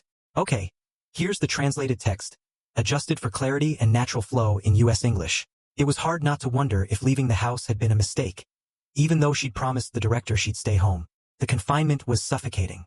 The short walk to meet her husband after work seemed harmless. Lowering her voice, she reassured Hayuk, saying she understood his desire to walk, but for now, they needed to avoid drawing attention. Hayuk, increasingly frustrated, found the situation humiliating. Being carried in a stroller at his age was unbearable. He wanted to walk on his own. As they passed, a conversation between two strangers caught his mother's attention. They were talking animatedly about the latest episode of Justy Baby, praising Jong's performance dressed as Santa Claus, and also Hayuki's adorable performance as a snowman baby. Though they were sad about the show ending soon, they couldn't help but comment on the rumors circulating. The latest article had even more details, accusing Hayuki's parents of greed and suggesting that he himself was cunning. One of them questioned whether these allegations made sense, since Hayuk was barely turning 3. Still, they admitted that his awareness and behavior seemed unusual for a child his age. Hearing this, Hayuk's anger flared. He thought it was absurd that they'd say such things after witnessing his incredible acting. As the strangers walked on, Rayuk's mother's unease grew. Just then, his father ran up to them, worried that they'd gone out in the cold. Seeing the distressed expression on his wife's face, he became alarmed when she suddenly started to cry. Concerned, he gently asked what was wrong. Meanwhile, Rayuk, reflecting on the situation, realized that the public was starting to believe the rumors. If nothing was done, things could spiral out of control. A proper counterattack was needed. Determined to act, Raoul's father stormed into the director's office, his voice filled with frustration. He couldn't allow this to continue. He had a duty to protect his family. The director, aware of the gravity of the situation, sincerely apologized. Despite the network's efforts to control the reporters, the enormous public interest in Hayuki had only fueled the spread of rumors. Hayuki's father, unwilling to accept the situation as it was, insisted that something needed to be done. After a moment of reflection, the director proposed a bold solution: a direct confrontation. If Rayuk's parents were willing, he suggested conducting a live interview to clear up the rumors once and for all. When December 31st arrived, the highly anticipated Justy Baby year-end special began. The hosts excitedly announced the program, reminiscing about the year they'd spent with Hayuk and anticipating the New Year special. They encouraged viewers to continue supporting J-Baby until the very end. Watching the broadcast, the assistant director commented that the episode had started and suggested they calmly prepare for the interview. With a reassuring smile, he assured Hayuki's parents that they had made the right decision. Every possible effort had been made to resolve the controversies, but this interview would be the final step. Just like celebrities don't hold press conferences for no reason, this interview would help clarify everything. As it would be recorded in a private environment, there was no need to worry. Everything was under control. For now, they could relax. Rayuk's father turned to his wife and quietly apologized. His words surprised her, and she asked why he was apologizing. He admitted that with her due date approaching, everything must be exhausting, and he felt like he'd only made things more difficult for her. His wife reassured him, explaining that she also wanted to do this for Hayuki. Seeing her husband act with such determination made her proud. Touched by her words, he hugged her tenderly. Moments later, the landlord arrived with Ruck in her arms. She expressed her surprise at the sudden decision to hold a live interview. Ruck was also thoughtful. Until now, they had been cautious parents just trying to manage the situation. A live interview was an unexpectedly bold move. It wasn't a bad idea, but why such a drastic decision all of a sudden? His mother lifted him into her arms and told him how handsome he looked that day. Hugging him tightly, she assured him that she and his father would make sure to put an end to all the false accusations. Tears welled up in Hayuk's eyes. He wondered if the interview had been arranged especially for him. The sight of the cameras made him nervous. Just standing in front of people was overwhelming. Observing the scene, both the assistant director and the landlord smiled. Meanwhile, the assistant director approached the director to ask if he had arrived. However, something suddenly caught him off guard, leaving him visibly alarmed. At that moment, Zhang rushed in, distressed by what he'd heard. The mention of a live interview made him anxious. The assistant director confirmed the situation, explaining that although the plan was to resolve the rumors discreetly, a large number of reporters had gathered unexpectedly. Someone had leaked the information. Outside, a crowd of journalists had formed, their voices rising as they bombarded the location with questions. Pushing through the throng, Zhang reached the director, expressing his concern. Even as an idol accustomed to the media, the overwhelming number of reporters was unsettling. The frustrated director admitted that the situation had already spiraled out of control. He had tried to stop them, but the crowd refused to disperse. The press conference was now in full swing, with reporters firing incessant questions at Hayuki's parents. The intensity of the moment left them visibly nervous. In the midst of the chaos, Hayuki's father finally raised his voice, demanding silence. He reminded everyone that his wife was in the final stages of pregnancy and asked them to stop shouting and flashing cameras. If they continued to remain calm, he promised to answer their questions as best he could. One of the reporters challenged him, asking why they had created a public spectacle in that manner. Taking a deep breath, Hayuk's father addressed the crowd, acknowledging the recent wave of damaging rumors. He revealed that both he and his wife had grown up in an orphanage. They had nothing when they left, just each other, and together they worked tirelessly to build a family they could be proud of. Hayuk's journey in the industry began when a kind neighbor recognized his talent. Above all, he wanted the world to understand that he and his wife were not greedy parents exploiting their child for money. He pleaded with the media to stop hurting his family with unfounded accusations.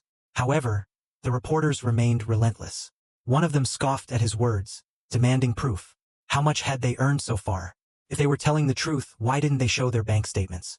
Hearing this, Rayuk's frustration reached its limit. Without hesitation, He climbed down from his mother's arms and stood protectively in front of his parents, glaring at the reporters. Although his pronunciation wasn't perfect, his message was clear. He wouldn't allow anyone to bully his parents. At this moment, Yong discreetly signaled to the director, recognizing the urgency of the situation. He and the director quickly intervened and ended the interview. As the confusion subsided, Ryoki turned to his father and asked if he was okay. His father, overcome with emotion, hugged him tightly, apologizing for not being better with words. Ok, understanding his father's struggle, reassured him silently. He had already done enough. Next, he looked at his mother, but something strange in her expression frightened him. Her face was tense, and her breathing was irregular. With difficulty, she finally admitted that she was feeling contractions. Rock and his father froze in shock, realizing what was happening. The baby was coming. As the ambulance raced to the hospital, Ryoki's mother's condition worsened. Her face contorted in pain as her husband, holding back tears, begged her to hold on just a little longer. The hospital wasn't far away. Despite her evident suffering, she tried to reassure Hayuki, feigning calm. However, Ryuk saw through her words. The pain on her face was undeniable. Feeling helpless, he wondered if there was anything he could do. Childbirth was something totally unknown to him, and the uncertainty only made him more anxious. A short time later, inside the hospital, relief and joy filled the atmosphere. Hayuki's mother had given birth successfully, and the news spread quickly among those waiting. Ryuk's father and the assistant director were radiant, celebrating the arrival of the newborn. The assistant director turned to Hayuk's mother, acknowledging the difficulty she had faced, and asked how she was feeling. She responded with a grateful smile, expressing her gratitude for everyone's support. Admiring the newborn, the assistant director was enchanted by its adorable features. He wondered if any baby could surpass Hayuki's charm, but Ming-guk, with his chubby cheeks, was equally captivating. As he reached out to touch the baby, Ryuk immediately pulled his hand away with a stern look. He made it clear that newborns shouldn't be touched just like that, and that it was necessary to wash your hands first. The assistant director laughed, commenting that Hayuk was already acting like a protective older brother. Hayuk, pensive, reflected on his past life, remembering how his younger siblings had always been mischievous. Determined to raise this one right, he resolved to be someone with a guiding presence for Manguk. Meanwhile, the director approached Ryuk's father with a request. Given the overwhelming response to the live broadcast, he asked if he could record a short segment with Hayuki and Ming-guk. Hayuki readily agreed. As the assistant director began filming, Ryoki's father turned to the director, seeking an update on the situation they had left behind. The director reassured him, saying that there was no more reason to worry. Everything was practically resolved, and they had even identified the person responsible for leaking the information. Elsewhere, the culprit was caught. The other actors managed to corner Michael, who was now frozen in shock, holding his pager. He stammered in disbelief, asking how they had managed to catch him. Yong, standing in front of him, pointed out that there had been a series of suspicious events. Confidential details from the set were appearing in articles, and even information unknown to the staff had been leaked to the media. The pattern was too obvious to ignore. Michael, still feigning innocence, tried to minimize the accusations. However, Jong wasn't convinced. His recent behavior had raised too many suspicions, leading Lucas to keep an eye on him. As expected, the truth came out. Confronting him, Yong revealed a crucial piece of evidence: the connection between Michael and Shinong, the CEO of Sursang Entertainment. Michael froze, his expression changing from defiance to panic. Jong spoke further, revealing that Hayuki's manager had already suspected the involvement of Sursang Entertainment. The number left on Michael's pager was a mailbox belonging to them. Helping someone like Shinong torment Ryuk's family was unforgivable. Both Michael and CEO would have to bear the consequences of their actions. Soon, the police arrested Shinong as well. Reporters surrounded him, bombarding him with questions, demanding explanations. Desperate to clear his name, he denied any involvement. At the hospital, upon learning the whole story, Hayuk's father became visibly worried. The director reassured him, saying that Jong had personally dealt with Michael and made sure he made a formal apology. As additional compensation, Justy Baby would cover the hospital expenses, and the network also offered financial support if there were any other requests they might have. However, Hayuki's father refused any further compensation. The private room they had received was already more than enough. Being together with his family was all he could wish for. If the rumors disappeared, they would be completely at peace. Hearing this, the director smiled, relieved that things had calmed down. Thanks to the sincere interview, public support had shifted overwhelmingly in their favor. He assured them that he and the manager would take care of everything meticulously. Next, he informed them about the network's decision. In light of recent events, They planned to take a 2-month break from broadcasting. Rayuk's father hesitated, questioning whether such a long hiatus was necessary. The director reassured him, explaining that there was already pre-recorded footage. There was nothing to worry about. For now, they should simply rest and enjoy family time. When the 2 months had passed, they would return in the spring. As time advanced, the seasons changed. Although the new year had barely begun, March had already arrived, bringing blossoming flowers and a feeling of renewal. With the arrival of spring, more exciting news awaited them. The nation's most beloved baby, Ryuki, was back. Announcements about the upcoming broadcast were already circulating. At home, Hoki's mother gently placed her hand on her husband's shoulder and asked what he was watching. John was watching television, his gaze fixed on the screen where Ruck appeared.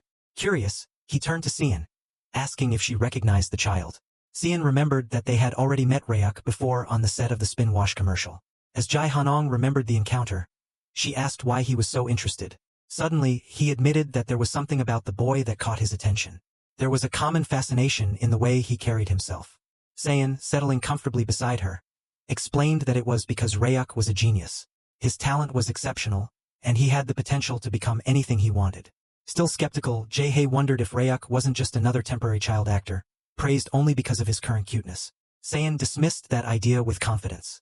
Although she recognized that her upcoming success had been aided by connections, she also prided herself on having a keen eye for talent.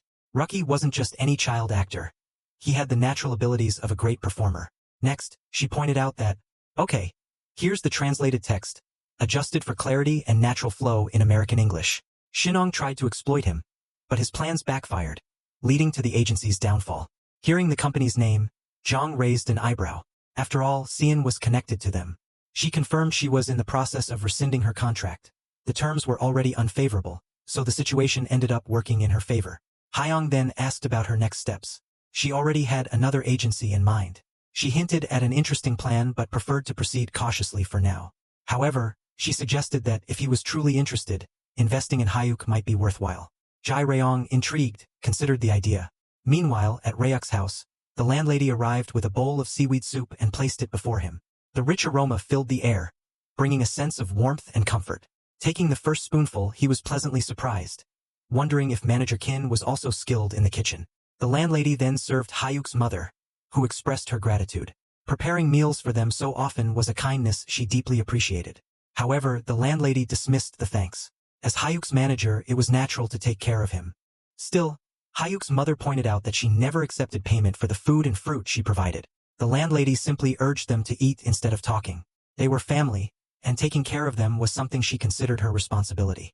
Hearing this, Ryuk's mother felt deeply touched. As they ate, Ryuk noticed Ming reaching for his food. Gently but firmly, he reminded the baby that this was his meal and that Ming had his own milk. Amused, Hyuk's mother laughed, observing how her youngest son now copied everything his older brother did. His attachment to Ryuk made parenting much easier. However, Ryuk saw the situation differently. Over the past 2 months, he'd come to a harsh realization. Taking care of a baby was exhausting. Ming cried at all hours, refused to sleep, and constantly sought his attention. In his past life, his siblings had been problematic, but he had hoped this one would be different. Instead of a loyal follower, he gained an infinitely needy little brother. At that moment, Ming looked up at Hyuk with his big, innocent eyes, looking incredibly adorable.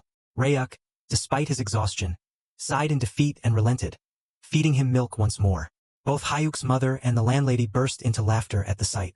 The landlady joked that it was like seeing a baby taking care of another baby. Hyuk's mother agreed, mentioning how much she benefited from having him around. After a moment, the landlady shifted the conversation to a more serious topic. She asked if Hyuk's mother had ever considered moving. With 2 children now, the house where they lived was too small and old to raise a family. Even being the landlady of the property, she thought it was right to say something, but the reality was that Hyuk's mother didn't have enough money. However, the landlady posed an intriguing question. What if the money suddenly became available? Confused, Hyuk's mother asked what she meant. Leaning in close, the landlady revealed the news in a low tone. Sandon Electronics had contacted them. They were interested in hiring Hyuk as an exclusive model. The revelation left Hyuk's mother in shock. The landlady continued, explaining that an offer had been made, and that the detailed terms of the contract would be sent soon, and this could be a great opportunity for them. Still processing the news, Hyuk's mother remained silent, stunned for a moment. The landlady suggested they focus on the meal. After all, they still needed to visit the broadcasting station later. The network had arranged for a car to pick them up, so there was no rush. But looking outside, she suddenly noticed a vehicle already parked at the gate. Going to open it, she called out to confirm if the driver was from the station. However, as soon as the door opened, her face froze in shock. Standing there was none other than Michael. Stepping forward, Ryuk looked at Michael with a questioning gaze, wondering why he had shown up. His thoughts were filled with resentment. Michael, the one who had sided with Shinong and betrayed his family, had the audacity to appear now. Suspicion began to arise, making him wonder if Michael harbored a grudge and intended to cause trouble. Before Ryuk could react further, Ong emerged from behind Michael with an animated expression. He explained that they had come to see Hyuk after so long and even brought a car for the occasion. But more importantly, Michael had something to say. Without hesitation, Michael apologized sincerely, acknowledging his past mistakes. A heavy silence followed his words. Ryuk, still seething inside, found it impossible to accept that a simple apology was enough. Hyuk's mother, however, responded with kindness. She accepted the apology, expressing the hope that Michael had his reasons.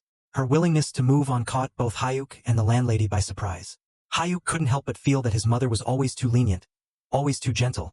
But if his parents chose to be kind, he would ensure to be sharp and meticulous in their place. His anger simmered beneath the surface. As a moment passed, Yong suggested they should go since everyone was waiting for Hyuk's family. Soon, they arrived at the director's apartment, where he welcomed Hyuk warmly. A rare smile appeared on Hyuk's face as he hugged the director, a scene that did not go unnoticed. The director commented playfully on Hyuk's unusually warm reception, while Ryuk, lost in thought, realized something. He was made for this job. He was exhausted from taking care of children and needed to fully dedicate himself to his career. Turning to his mother, he asked how she was before she could answer. Ming's soft cries interrupted the moment. The little one had become even cuter in the last 2 months, leading the director to fall for him endearingly. However, Ming's cries grew louder, taking everyone by surprise. Hyuk's mother explained that Ming had become attached to Hyuk and was crying because he couldn't see his older brother. Bringing the conversation back to work, the director mentioned the changes in the last 2 months. With 20 episodes remaining before the final broadcast, the last episode was scheduled to air in September. When the show returned, the first planned event would be a picnic with the seniors. The scene shifted to the filming location, where Yogu called Ryuk the Cherry Blossom Fairy. Compliments came from all sides, leaving Ryuk unexpectedly pleased. The assistant director then gathered the cast, announcing that filming would begin soon. At that moment, a pink-haired cast member playfully lifted Ryuk, asking him to hurry up. As they continued, a car suddenly stopped at the location. The driver, speaking into a device, confirmed his arrival at the film set as per the vice president's orders. Inside the car, the vice president was thoughtful, questioning if he really needed to be there. He recalled an earlier conversation with his secretary about Hyuk's exclusive contract. When asked about the progress, the secretary explained that although the offer had been clearly conveyed, Hyuk's parents were feeling overwhelmed by its magnitude, causing delays. He asked if he should pressure them more, but the vice president rejected the idea. Instead, his thoughts remained focused on the contract itself. The secretary admitted that the offer seemed excessive considering Hyuk's experience, questioning if he was really worth such an investment. The vice president, however, thought otherwise. There was something about Hyuk, an unexplainable attraction, a connection that seemed undeniable. In his mind, it was something similar to a blood tie. Meanwhile, the vice president's driver exited the car, stating that he needed to confirm something. At that moment, a pink-haired cast member noticed something in common. Looking ahead, he pointed to a figure and immediately recognized him. The vice president of Seimin. Hyuk, surprised by his revelation, turned his gaze towards the man, and standing there, the sight made his breath catch as his thoughts screamed a single word, Dad! Looking at the vice president, a flood of memories from his past life surged. His father from his previous existence, J.R. Ryan, had always been an enigma. Born as the eldest son of the man who built Sandon, he was raised to be the company's successor. Unlike his grandfather's authoritarian rule, his father had a different approach. The founding monarch had been a strongman, while the current leader was purely performance-driven.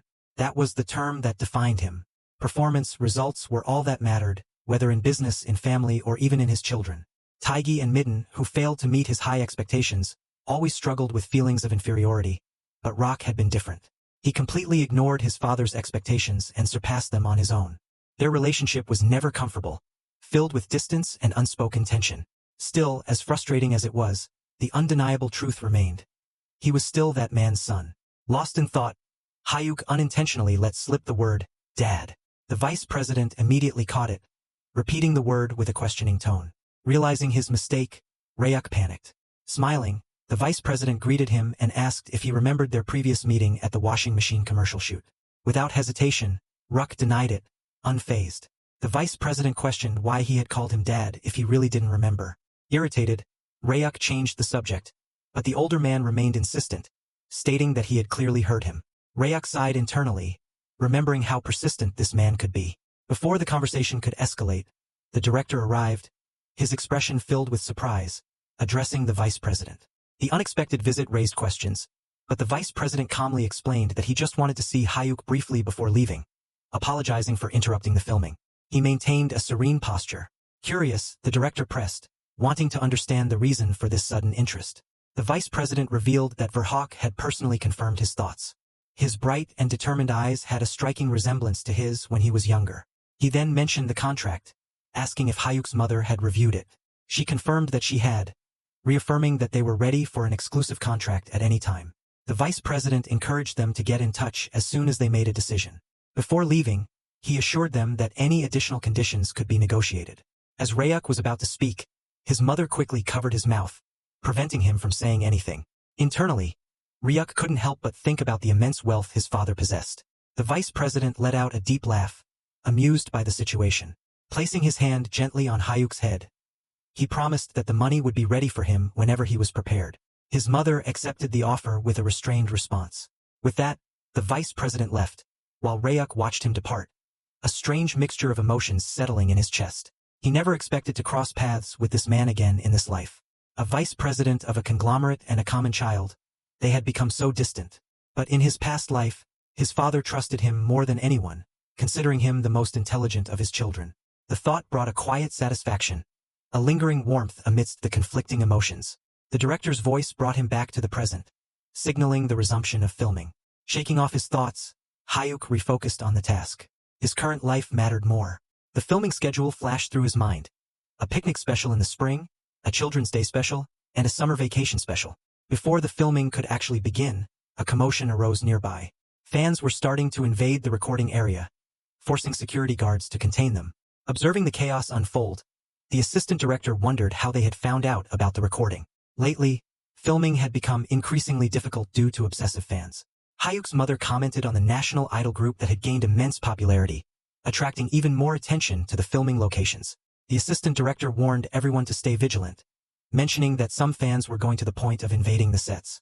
As Ryuk watched the crowd grow, he reflected on how much those children had evolved. The group Just Baby, despite balancing touring and album releases, had risen to the top of the music industry in the last 6 months. Meanwhile, Ryuk had become a high-profile advertising model, securing numerous high-impact endorsement deals. Even the directors had received generous bonuses due to the success of the projects. Despite all the achievements, the end was near. Just Baby didn't have much time remaining. Maybe the next recording would be their last. The realization brought a bittersweet feeling. Before they could delve deeper into their thoughts, an unknown hand suddenly grabbed his. A stranger, too close for comfort, looked at him with urgency and made a request. Hyuk was surprised for a moment, but turning around, he realized it was Yong. Despite being nervous enough to hide from the fans, Yong still cared about the situation. Hyuk acknowledged his concern and asked why he was there and what he needed. Before they could continue, the assistant director approached, questioning why they were standing there. Yong seized the opportunity to explain his request. He wanted Ryuk to choose the title track for their album. Inside the room, Yong received a microphone, hesitating upon realizing that this would be recorded. The director encouraged him to explain the situation. Yong revealed that the next album was ready to be released, but the group couldn't agree on a main track. The members had divergent opinions, making it difficult to reach a consensus. In the end, he decided to ask for Hyuk's opinion. The director, surprised, asked if it was really sensible to let a 3-year-old make such an important decision. Zhang admitted that they had also hesitated at first. However, looking back, Ryuk had played a significant role in the group's identity over the past year. Despite their lack of experience, they had learned a lot about taking care of him. With the end of the program approaching, they wanted to leave a lasting mark on the album, something that connected them to Hyuki before their farewell. One of the members turned to Hyuki, asking for his opinion. Hyuki internally chuckled at their confidence. He made his choice without hesitation. The members were visibly shocked. The director asked which song he had chosen, and Zhang revealed that it was a track produced by J. Hannock. Among the 3 options, it had the most unique style, Most of the members, except for Jae, Hong and Byung Shan, had originally considered it just a B-side. Hayuki couldn't help but smile at the irony. In his past life, that same song remained a B-side, but unexpectedly topped the charts, staying in first place for 5 consecutive weeks. Even someone like him, who had no interest in music, had memorized part of the lyrics. It was playing everywhere. If it had been the main track from the start, it would have received even more recognition. One of the members tried to convince him to reconsider, but Ruck stood his ground. His decision was final. Seeing his determination, Jong accepted, promising to do his best to promote the song chosen by Hayuki. Time passed, and soon the celebration of the final episode of Jet Baby arrived. On the day of the party, Hayuki's mother guided him to a dark room. He was intrigued by the darkness, suspecting that the group had planned something before the final episode aired. Deciding to play along, he waited to see what was in store. The lights suddenly turned on, and a chorus of voices shouted in unison, wishing him a happy birthday. Zhang led the celebration, singing to him, while the pink-haired member also joined in.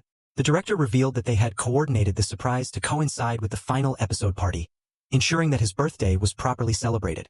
Hayuki was expecting something predictable, but experiencing the moment firsthand filled him with joy. The genuine warmth and happiness of everyone was undeniably comforting. The director then announced that the broadcaster had prepared Korean beef for the occasion. The revelation surprised everyone. When the beef was served, excitement filled the air. The cast and crew enjoyed the food together, and Hayuki indulged in the meal. Raising their glasses, everyone toasted to their hard work and dedication.